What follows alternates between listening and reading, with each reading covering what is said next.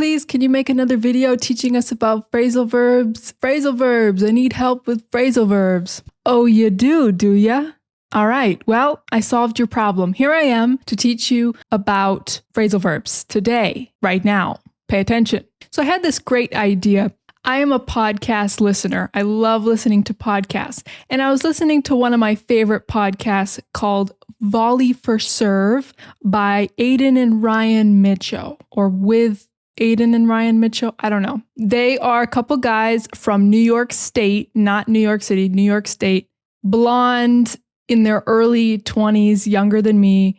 They speak standard American English. They talk exactly like me, exactly like most people I know in the United States, especially in this generation. These guys are funny. They make a bunch of comedy skits. They make like short form videos and long form videos. That stuff could be good to learn English, but it's very fast, especially the short videos. They're made to be artificially fast when they're edited. They're cut like to be really fast. But I recommend listening to their podcast. This is an excellent resource to improve your English because it's just a normal conversation speed. And you can learn so much real spoken American English. I listen to these guys because they're so funny. They're hilarious. I'm just laughing like crazy every time I listen to their podcast. They have my sense of humor. It's very random. It's very absurd. You can't take anything they say seriously or literally.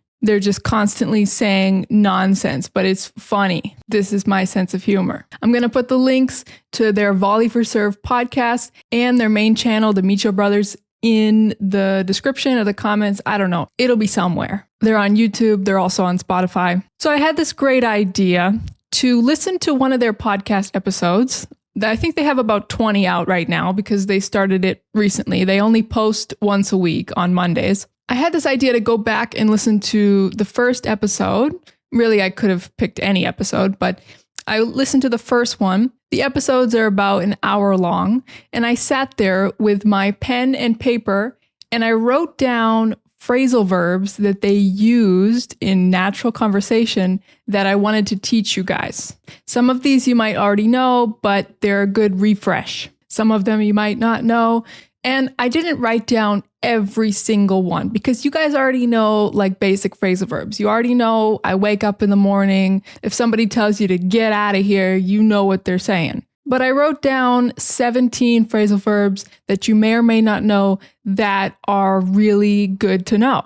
And this is taken from a real conversation. So this is not me asking ChatGPT for phrasal verbs or just Googling it and finding some random list online made by teachers. These are real phrasal verbs that normal people who speak American English used in a real conversation. And if you don't believe me, you can go and listen to the episode and you will hear it. All right, so let's get into it. They said, we're going to find out who you are in this podcast. So the phrasal verb is find out. We're going to find out who you are in this podcast. So what does this mean? This is like we're going to discover who you are. We are going to learn who you are. We're going to know for the first time. We're going to get this information for the first time. We're going to discover who you are. We use this phrasal verb all the time. Find out, to discover information, to learn something for the first time. And in the past, it would be found out. So you could say, I found out that so-and-so is pregnant. I found out that you can use these beans to make a nice sauce. You can try to lie to me, but I'm going to find out the truth. I'm going to find out what's really going on. Okay, the next one they said was, you could switch out someone's bed for a gigantic spike. So they were talking about bad things that you could do before you die. They were saying that like old people don't really have to worry about consequences because they can do whatever they want because they don't have much life left to live. They said, yeah, what could you do? What could you do as an old person? Well, you could switch out someone's bed for a gigantic spike. So to switch, for example, you have an apple. I have an orange. I say, you want to switch? You want to give me your apple and I give you the orange? Do you want to switch? So sometimes we use just switch, but we also use this phrasal verb switch out when we're talking about like not just exchanging something for another thing, but like replacing something. So they're saying, let's switch out someone's bed for a spike. So let's take the bed and replace it with a spike. Do you know what a spike is? It's like a giant thorn. It's like a big sharp thing. Well, it could be little too, but they said gigantic spike. So it's like a sharp thing that is like a thorn, and it would cut you. It would kill you if you landed on it, if you fell on it. They said you could switch out a bed with a spike. That's something you could do at your nursing home when you're older. All right, the next one is people pass out sometimes from helium. So Ryan was talking about how he either has never done helium or he doesn't really like to do helium because he knows that some people pass out when they take helium, when they inhale helium. Helium is, when you suck in the air that's inside of a balloon that was blown up professionally with helium, then it makes your voice like all high pitched, like chipmunks, like the Alvin and the Chipmunks. But Ryan was saying that he doesn't want to do that because sometimes people pass out. Sometimes people faint when they take helium. Sometimes it makes them faint or pass out. We use faint as well, but pass out is probably even more common. You can say like, I can't look at blood or I'll pass out. I cut myself, I looked at it, and I passed out. Personally, I pass out really easily. I've had this condition my whole life. I think it's called vasovagal syncope, but I pass out super easily ever since I was a little kid. It doesn't matter what I eat, what I do. I pass out super easily, more than the average person for whatever reason, for like getting too hot, like getting overheated, or like sometimes I've almost passed out in the shower because it was so hot. So yeah, I pass out easily. I faint easily. It's not fun. The next thing they said was, I just want to bounce some ideas off you. Bounce some ideas off you. So the phrasal verb is bounce off, but remember, you can put something in between a phrasal verb. So to bounce is like when you have a ball, it bounces when it goes up and down. So to bounce something off of something else, like to bounce a ball off the wall, is to bounce it against the wall. So this is a common phrase. I just want to bounce some ideas off you. So I'm just going to give you some ideas. I'm going to throw some ideas at you, and you can tell me what you think. So like a ball, I'm going to take these ideas and bounce them off of you. Maybe I give you an idea and you send it right back and you say, nah, that's not a good idea. All right, then I'll send you another one like that. All right, the next one is, I want to figure out what was happening to us. I want to figure out what was happening to us. Figure out. This is similar to find out, but a little bit different. Figure out is more in the sense of trying to solve a problem, a mystery, a puzzle, something. You're trying to understand this thing. You're trying to not just like discover information, but kind of understand it.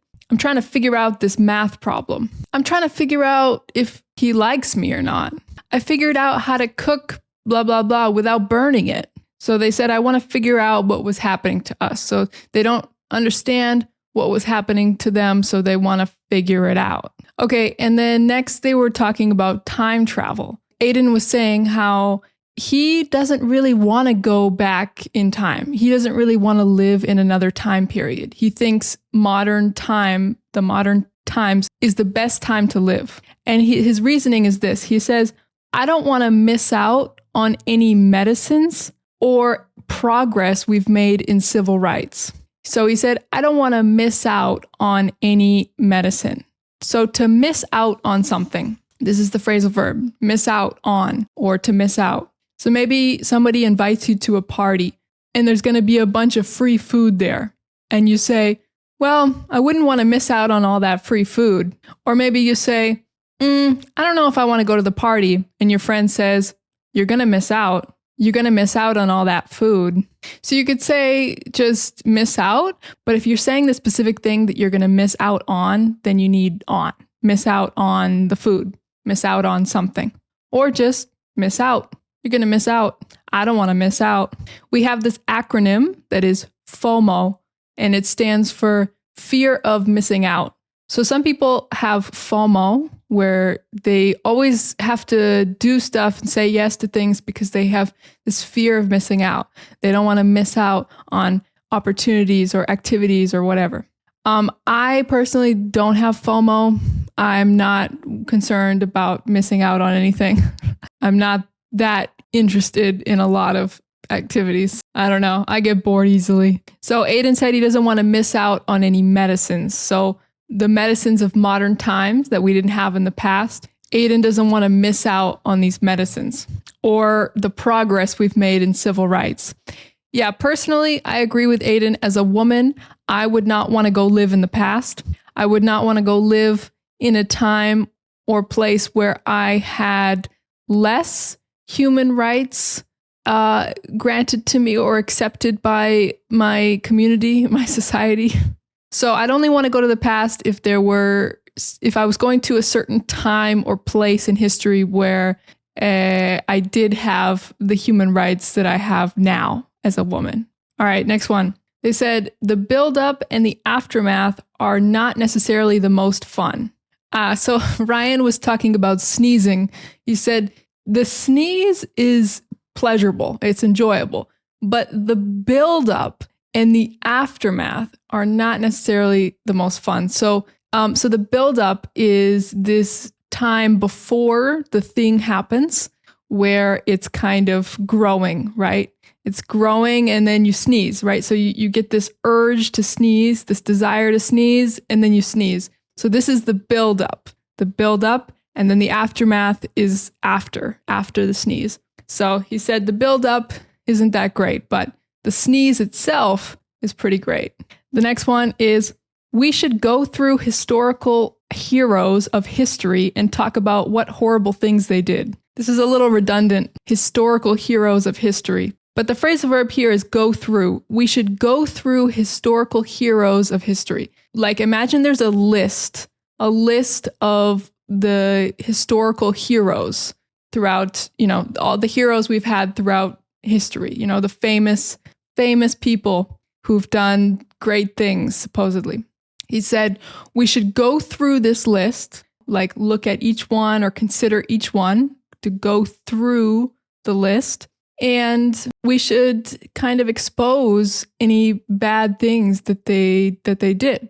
And it's true. Yeah, a lot of historical figures were involved with some bad things that we don't really talk about. I remember going to Virginia to visit the site where the first president of the United States, George Washington, lived. So we went to his house.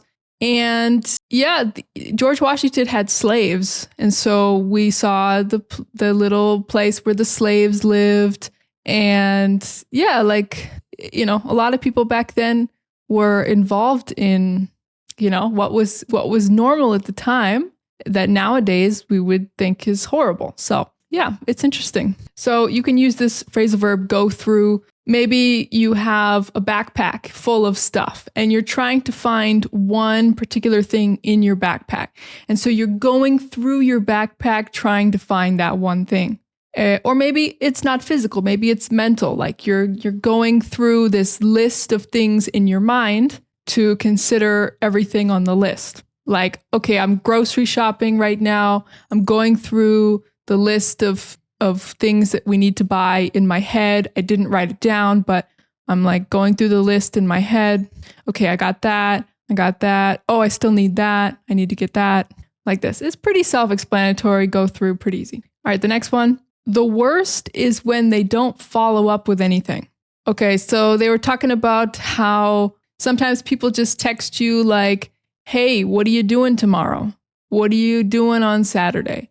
And they don't know how to answer that, Ryan and Aiden, because it's like, well, it depends. What are you proposing that we do? Because my answer depends on what you're going to suggest that we do, right? If it's a great idea, sure, I'm available. If it's a bad idea, if it's something I don't want to do, then maybe I'm too busy. And they said the worst is when they don't follow up with anything. So they just say, hey, what are you doing on Saturday? And you say, I don't know. And they say, okay. And they don't propose anything. They don't suggest or offer or invite you to anything, or, they don't say anything. It's like, well, why did you even ask me? What was the point of that? So Ryan and Aiden are saying that they hate when the person doesn't follow up.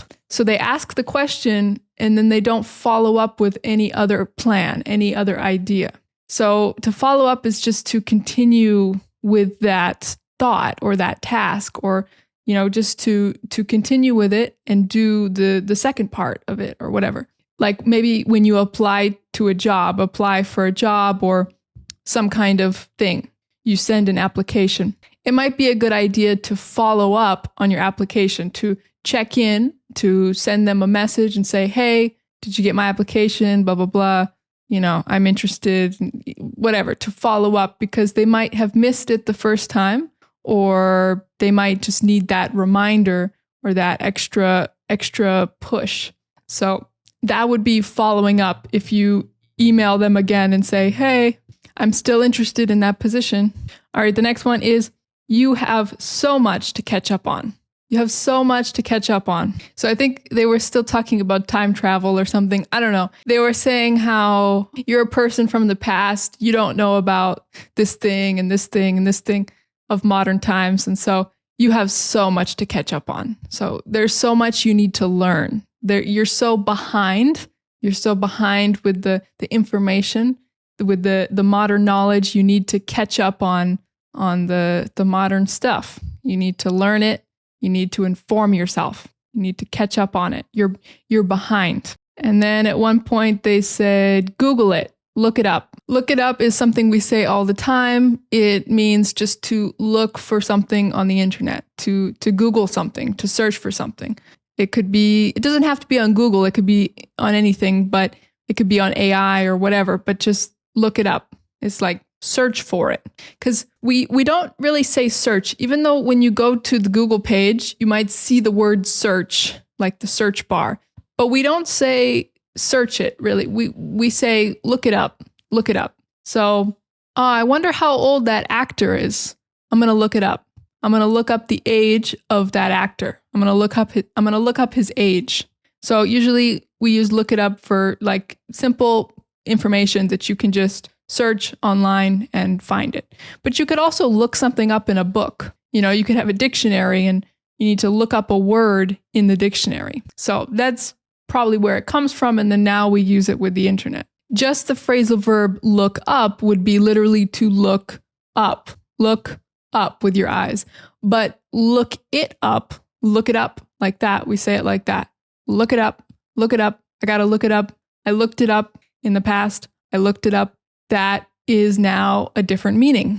Okay, the next one is we decorate every public place and it stays up for a month after the holidays as well. So we decorate, like for Christmas, the holidays or whatever, every public place, and then it stays up for a month. So the decorations stay up for a month. So usually we use the phrasal verb put up for putting the decorations all over the place. We're going to put up decorations, maybe because it often involves hanging things up, maybe on the wall, or, putting things literally physically up. We have down, we have up. So if you're putting things up, hanging things up, decorating things, up on the wall or wherever, then probably that's why we say put up decorations. We're going to put up the Christmas tree, and we're going to put lights on it. We're going to put up Christmas decorations.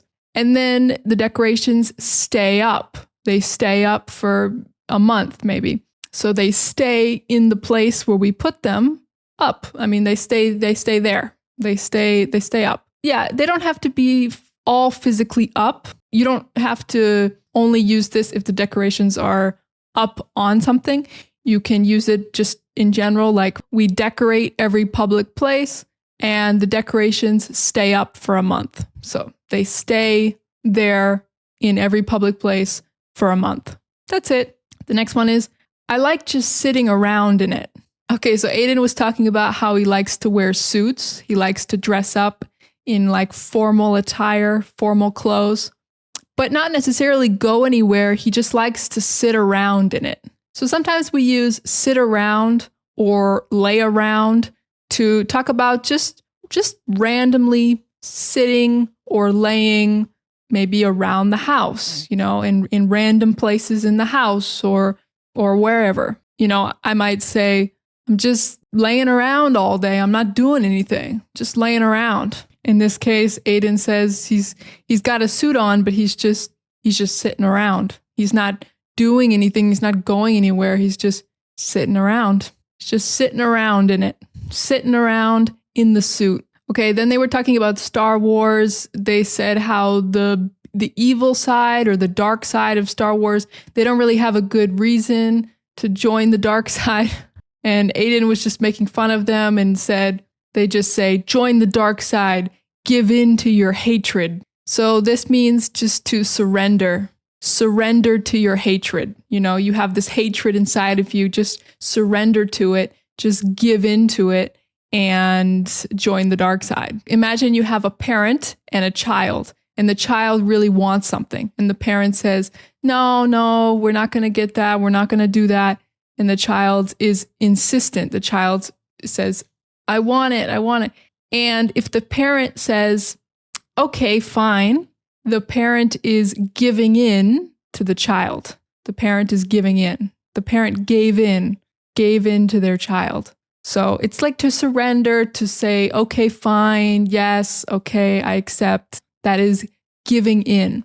The next one is the ball lights up. Okay, they were talking about toys, children's toys, and they were talking about a ball that lights up. So something that lights up, it has lights on it, and maybe in this case, the ball, it lights up, like the lights show when you bounce the ball. So when it's not moving, there are no lights, but then you bounce it and it lights up. So I remember when we were kids, some of us had light up sneakers.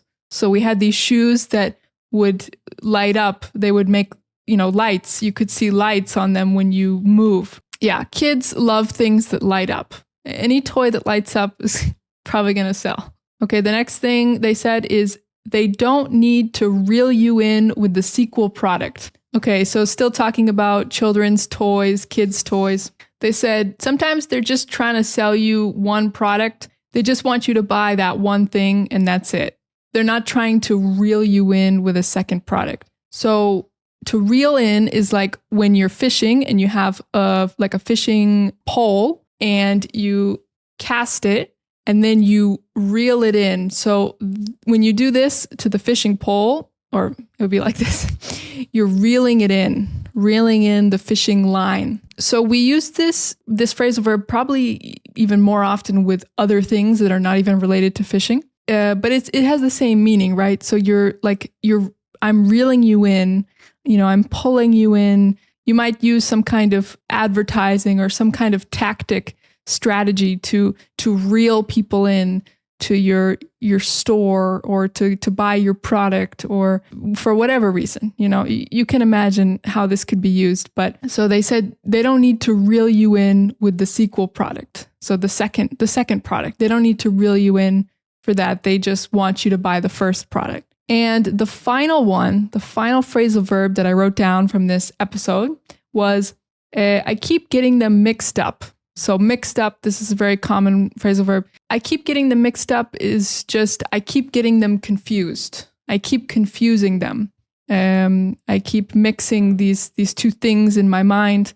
I'm confusing these things. I'm getting them mixed up. Yeah, you might mix up twins. You might confuse them if they look very identical. Yeah, it's pretty self-explanatory. Mix up could also be a more literal sense of literally just mixing something up. If you're cooking, maybe you're putting a bunch of ingredients into a bowl and you're mixing the stuff up. You're mixing everything in the bowl. We use it like that as well. But if you're mixing up two things, I always mix those things up. If you hear it like that, in that kind of context, not related to like literally combining things, then it's probably that you're confusing the two things. Yeah, I think you can tell from the context, but I keep getting them mixed up. I keep confusing them. All right, so that's everything I wrote down. It was 17 phrasal verbs that you may or may not know. in an hour-long conversation. Like I said, those were not the only phrasal verbs they used, but those were like the main ones that they used. If you know all of those or most of them, congratulations. I think you need to relax a little bit about, oh my God, I need help with phrasal verbs, because what I realized listening to this hour conversation is that like I was expecting them to use even more phrasal verbs than they did. A lot of the time, we don't use phrasal verbs. Like we use it every now and then, you know. It was 17 phrasal verbs that I wrote down from an hour of talking, an hour of nonstop talking back and forth, a lot of different topics. And I was listening very closely, very intently. So what that told me and should tell you guys is that, yes, we use phrasal verbs, but it's not like constantly. And a lot of them you already know or you can figure out from the context. And if most of these were new to you, okay, then you're just starting to learn phrasal verbs, and that's okay. You're just at an earlier point of your English learning journey. I just wanted to communicate to you guys that, yeah, this topic of phrasal verbs is hard. It is one of the hardest things about English, but because it's strange and it's not, it doesn't exist in many other languages, but it's maybe not as hard as you thought, and it's not as big of an issue for your comprehension as you thought. And a lot of the times you don't even have to use them yourself because there's another way of expressing it. But there are certain ones that I think you do need to use. Like, for example, find out, figure out. There are some of them that are kind of essential for you to use in your English vocabulary. And then there are others that are not so important. Like, I'm going to bounce some ideas off you. Like, you could go your whole life without ever saying that. It's totally fine. So, like I always say, just relax a little bit, take some of the pressure off you to know all the phrasal verbs, because a lot of the times they are kind of obvious from the context what they mean, and you can kind of figure it out in the moment, or you could just ask the person. But it's not like every sentence people are using phrasal verbs. All right, that's it. I hope that helped you guys, and I will see you in the next video. Let me know in the comments what you want me to talk about in another video. And I will get around to doing the IELTS video at some point. I will do that. I have not forgotten about that, but I wanted to make a phrasal verb video today. So that's what I'm doing. All right. Take care. Love ya. Bye-bye.